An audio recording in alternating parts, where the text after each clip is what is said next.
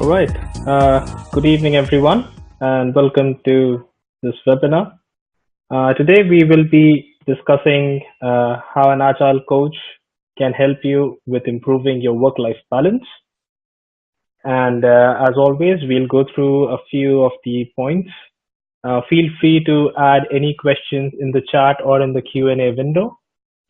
And at the end of the webinar, I'll go through these questions and I'll try to answer as many as possible as per the time permits. And yeah, in case you have any kind of questions that we do not end up discussing, feel free to email me or get in touch with me. My social network handle is @AgileMaven. So once again, welcome, and just a little bit about myself. My name is Vishal Prasad. I am a software development consultant, and I have played multiple roles, including business analysis, enterprise architect, in my career. I'm passionate about software development. I am an authorized trainer for IC Agile courses, which includes the Agile testing and Agile coaching courses.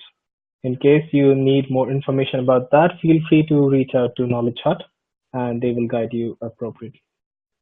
The agenda for today is not going to be a very long session, but I'll try to just walk you through these points and then I'll open it up to discussions. I'll also see if we can make this webinar a two-way conversation, in which case we can actually discuss instead of me just answering your questions and you being just at the receiving end of it. So we are going to discuss the typical coaching scenarios. These are basically scenarios under which you tend to reach out to an agile coach, and possibly we'll also discuss the scenarios where you should have instead of being too late when you actually reach out to a coach in order to get better results. We will discuss about what an agile coach is and how they help you to be a friend and a work spouse. If you're not familiar with the term work spouse, please look it up in Wikipedia. It's actually a very good article. We'll discuss about how an agile coach helps explore the best in you, how they plan your growth, and how they help you and your team members towards the journey of high performance. So the last webinar that we had, we just touched upon what high performance is and how you can actually define high performance metrics for your team. We'll discuss today about how this journey is actually walked along. Again, if you have any questions, please feel free to add it in the chat window or in the Q&A window, and we'll address that at the end of the webinar. So let's begin with what I mean by typical coaching scenarios. Now, when we did the poll today, I saw that most of the people are Scrum Masters, not a lot of Agile coaches today. And we have a few managers and executives in the audience. Considering that you may be in an organization who have this kind of a setup, as in the typical people who I just spoke about, when is the time that you actually go and address it to your management that an agile coach is needed? So most of the times it's like visiting a dentist, right? You don't visit the dentist on a regular basis, at least not in India. The only time you actually go and visit a dentist is when you actually have a problem and you want that to be resolved. That is typically the case with most of the organizations when it comes to finding a coach. Now, when organizations start small, the organism is pretty flexible and it's easy to move along that entire path of growth. But as the organism, your organization keeps on growing, it becomes difficult to actually move with the heavy body and the heavy baggage that it carries. So when it is the initial phase of your organization, everything is perfectly fine. You are more likely finding it interesting to work with the people. And at that time, you typically won't think that you actually need a coach because, well, there is no problem. But if you go and read through a very good article by Eric Schmidt, who used to be the CEO of Google up till a few years back, he did mention that everyone needs a coach. It doesn't matter who you are and what time of your life or your organization you are spending in. A coach is someone who can help you achieve your goals in a much better and much faster way. So a typical scenario in which case you would approach a coach is when something goes wrong in your organization. In case of agile coaching, say for example, you are facing troubles with implementing Scrum, or you do not have enough knowledge in your organization with DevOps, or you don't know how to set up a pipeline. You have a team of freshers and you need someone senior who can guide everyone. These are typical scenarios in which you will actually reach out to an agile coach. The problem with these scenarios is that it's already a little late. When your organization is in a situation which is already messed up, fixing it takes longer. That doesn't necessarily mean that you need to have a coach with you all the time. What it necessarily means is coaching is a regular aspect. And probably you shouldn't, or rather, no one should have a full time coach all the time. But you can always have these small periods where you get a coach for yourself and you just keep yourself in check just to make sure that everything is on track. And this is what most of the organizations miss out. Now, as an agile coach, in order to go and convince the organization that this is the case, it's even more difficult. An agile coach usually proceeds with a proposal saying the things that they can fix in the organization. Maybe those problems don't exist yet. But what the agile coach is proposing is that these problems might happen in the future. It's difficult for organizations to actually see through this information. But if you are a manager or an executive who is currently attending this webinar or many similar webinars, it is a point that many of us miss out, and it's something that we need to understand, that a coach can help you at every point in life, and it need not be an agile coach. There are people who are called life coaches, usually people who are certified by the International Coaching Federation, ICF. Their role is to make sure that the coachee's agenda is fulfilled. And these people are really not specialists in any field. So you can very well have a life coach, even if you are, say, for example, a swimmer. If you're a swimmer who's supposed to reach some point of his career where they have to do something great for themselves, maybe compete in the Olympics, they obviously will have their own physical coaches and their mentors and everyone else. A life coach is someone who guides them towards how they can do it in a much better way. The life coach need not be a good swimmer themselves, but they will understand where the coachee stands and then direct them towards the right path. So a typical coaching scenario basically starts with a messed up organization. The problem is that something is not working. The solution can be different based on the situation. So let's consider one very typical coaching scenario, and we'll take this example till the end of this webinar and see how it works out. Say, for example, you have an organization who has been trying to implement Scrum. You've had a number of Scrum Masters in your team. All your developers are Scrum certified. But for some reason, you're not getting any difference out of your teams before and after they have all started implementing Scrum for, say, 6 months. In this scenario, you go approach a coach and you'll request the coach to help you in implementing Scrum in a better way. And to be frank, that's not something that is the problem. It's not something that the coach should rather address. But organizations will usually come up with these requests. They will basically ask the coach to help them fix their Scrum process. So let's take this as a typical scenario which most of the organizations will have and see how we proceed. So when a coach comes in, what's the very first reaction that the team members will have? Now, if you have a team who is mature enough to understand that there is a problem, accepting a coach in those teams is pretty easy because the teams have already acknowledged the problem and they themselves want to work towards solving that problem together.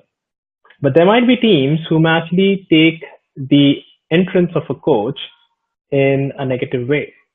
Maybe a coach is someone who will disrupt their usual working style. Maybe a coach is someone who may hinder their progress, or they might be actually scared that they may lose their jobs. And you will always find team members like this in your team. The job of a good agile coach is to gain confidence of your team members, to make them understand that they are there to help them improve. The word coach itself means that you're going to hold up the coachee's agenda. The coachee's agenda, anyone who's undergoing a coaching, is just to improve themselves at the job, typically at the job, maybe other things as well. And it's your job to make sure that they understand that you're there to help them. And that's the reason why I introduced the term work spouse. Now, if you have a team where team members are frustrated with each other, or maybe the frustration is just caused by things not working as they are expected. Obviously, everyone in the team has different expectations. The problem is to align those expectations and make sure that it is achieving the goals. A work spouse is a confidence person. An agile coach, being a work spouse, simply means that you can be so confident to be so open to this agile coach that you are pretty confident they are going to help you in every way. And whatever you say in regards to any person or process, it will stay only with the coach and no one else. So you can be as open with the coach as possible. This is like being a psychiatrist. When you go to a psychiatrist, everything that you say, it's kept confidential between you and the psychiatrist. And that's the same thing with an agile coach. So if you have any problems, or if you have a lack of vision with your job and you have a coach, it's actually good if you tell them everything truthfully so that they understand the problem and then can provide you certain suggestions that can help you improve. And that's the ultimate goal of an agile coach, to be a work spouse. And it is difficult to achieve it. In order to gain confidence of the team members, there are a number of things that you can do as a coach. And every individual is different. If you remember the last time we discussed about the types of penguins, it's the different personalities that come into play. And based on the personality of the individual, one has to change their way of approaching these individuals and then gaining their confidence. At no point of time can the agile coach actually break this confidence, otherwise your entire coaching goes for a toss. Now, if you have a good agile coach, they are responsible for exploring the best in you. Now, what do I mean by exploring the best in you? Every organization typically has people who play different roles. In a software organization, you'll have people who are programmers, you'll have testers, you'll have BAs, you'll have managers, and everyone who you have in your team will have a certain job description associated with them. This job description is usually associated according to what the organization expects from you. The job descriptions usually don't have what you expect from the organization. Now, job description is pretty generic, and there are people who need not fit the job description 100%. Yet the expectations of the organizations don't change. So as an agile coach, they are responsible for finding the best in you. Maybe you are an excellent quality analyst, but on one particular project, and I've actually seen this happening with a friend of mine, you are not able to perform to your best caliber. You have been a QA on my previous project who's come up with brilliant scenarios for testing, manual and automation. Unfortunately, on this new project, you're not able to see what is needed. The domain is something that you don't understand. It doesn't mean that you are not good at it. It simply means that there's a different pace at which you're working with. When you're working in a team and the team is working faster than you, the team gets frustrated because they have to wait for you to catch up. At the same time, if the team is working faster than you are undergoing a lot of pressure because you have to do a lot of things, something which you're not able to keep up with.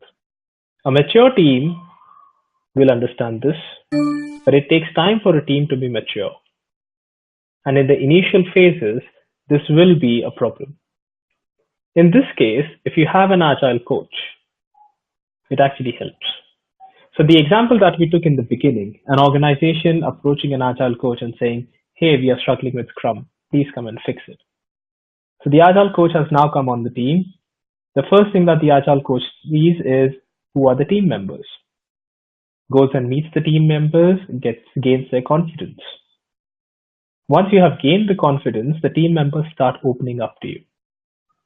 When the team members start opening up to you, at that time the problems start coming up. These problems are something that is actually hindering your Scrum process, not Scrum. And the problems might be very simple to solve. The only problem is that people rarely talk about their problems. So let's say, for example, that one of the QAs come up to you and say, hey, I understand that I'm not keeping up with the pace of my other team members, but for some reason, I'm not able to understand the domain of this project. I have always worked with a banking firm. This is retail. I do not understand retail implementation. I understand that it is a computer system, it's a software application, but I am not aware of the terms. And when certain terms are used in the meeting rooms, I really get lost. As an Agile coach, you would understand this. You will acknowledge this problem. And then you would ask the coachee, how do you think that you can solve this? See, in this case, I'm not expecting that the Agile coach knows the retail domain. The Agile coach is not going to sit and teach the QA what the domain is all about. The coach will basically ask the person, how do you think that this problem can be solved? The QA will probably say, well, maybe if I get some more time and I'll study and I'll be able to understand these things better. As a coach, you would ask, what if I provide you with a BA who understands the domain well and they can answer your questions? You'll have to give in a little extra time, but that may help you in becoming better at the domain. Maybe the QA agrees to it. In that case, you have just acted as a friend who has provided a suggestion to help the QA. Now, the topic is about exploring the best in you. And I know that the QA is not good with the domain right now. But what is the QA good at? This QA has performed brilliantly in the previous project when it came to manual and automation testing. Let's say for a few days, you keep the manual testing aside and focus on automation only. In that case, you have given some room to your QA where the QA can actually go and learn about the domain better. At the same time, since they are good at automation, they continue to do their automation testing, but refrain from exploratory testing, which may take a little longer than doing, say, the UI tests. So as a coach, you're trying to build this entire environment where the best of everyone can be acknowledged. Now, the thing doesn't end over here. The coach still has to go back and tell the team why he's suggesting that we change the way the QAs are working right now. And obviously, if you go and tell the team that, hey, your QA is not able to understand the domain, you need to give them room and then see how it works.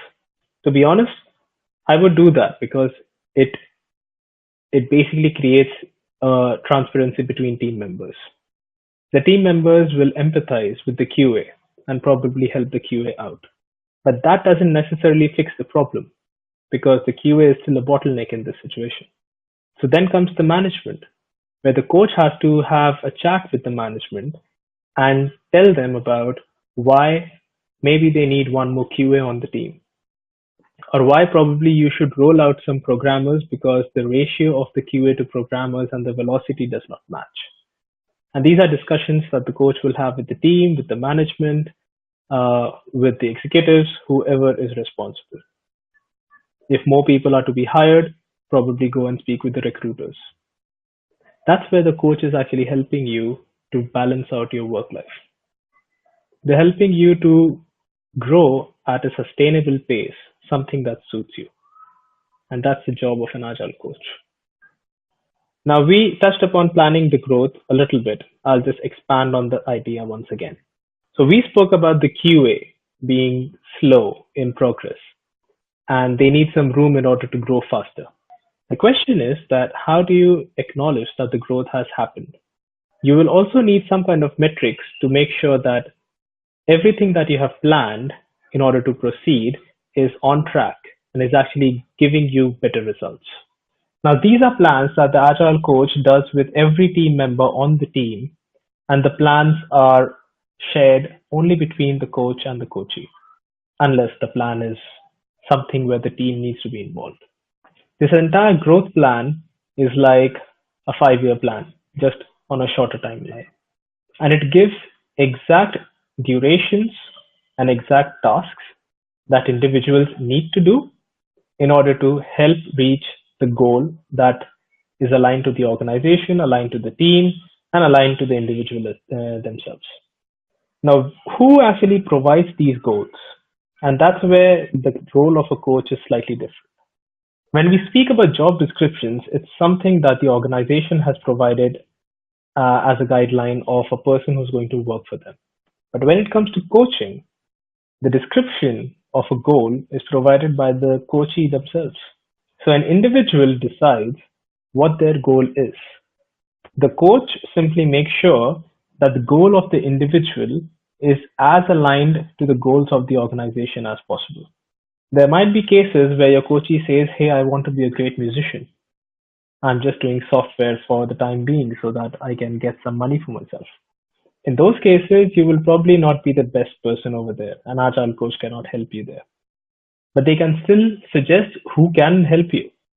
And that may be some other life coach, someone who's certified from ICF. But in your case, if a person is aligned towards a goal of an organization, there's a plan that is derived between the coach and the coachee. And this plan is always tracked. Now, once you have all of these things in place, as an organization, you have approached an agile coach, you have given them a problem statement. The agile coach joins your organization, gains confidence of your team members, becomes their work spouse, becomes their friend, their confidence man. After that, the agile coach starts speaking with your team members, starts getting insights about where the gaps are and how to fill those gaps. Then a growth plan is basically prepared and this is tracked over time. The last thing is your actual journey towards high performance. And in our last webinar, we did a small exercise about how a team's high performance can be derived out of the team itself. And once you have defined your high performance, the question is, how do you actually walk the path? The thing with the high performance definition is that high performance is never achieved. Even the high performance exercise that you do, every time you do a high performance exercise, basically your high performance calibration happens. So at regular intervals, the team simply keeps on growing and their goals keep on changing. So high performance is achieved, but it's always a moving target. So your team keeps on becoming a high performance team, but that's something that never stops. So when do we actually say that the team is a high performance team? There are different metrics that you will have to derive for yourself in order to see if the team has improved from where they were and where they are right now. Let's take an example of the QA that we spoke about. Let's say that the QA was becoming a bottleneck, because of which there were test cases that were not being executed or the scenarios which were not getting covered. And say your test coverage was around 40% from a QA's perspective, not a general test case coverage. Let's say that after a month, the QA has shown progress. Your test case coverage has increased from 40% to 50%. That's an indication that your team has actually grown. It's matured. But initially, if the goal of your high performance team for the tester was to increase or improve the test case coverage from 40% to 50%, when you do a calibration for your high performance team, that goal would have changed already. The goal would now be 60%. And although this goal will never be 100%, but there will be a time where it will become stable and it will reach a plateau. And that plateau is when you can confidently say that your team is a high performance team. Obviously, the plateau will someday go down again. And this always happens. The up and downs keep on happening during your software development phase. So the journey of high performance is something that never ends. What an agile coach does during this journey is make sure that people stay on the path and they are helped as much as possible from everyone within the organization. That's the journey towards a high performance team. As an agile coach, someone would basically help people to be less frustrated during their work life, during their working hours, and then come back with a smile the next day.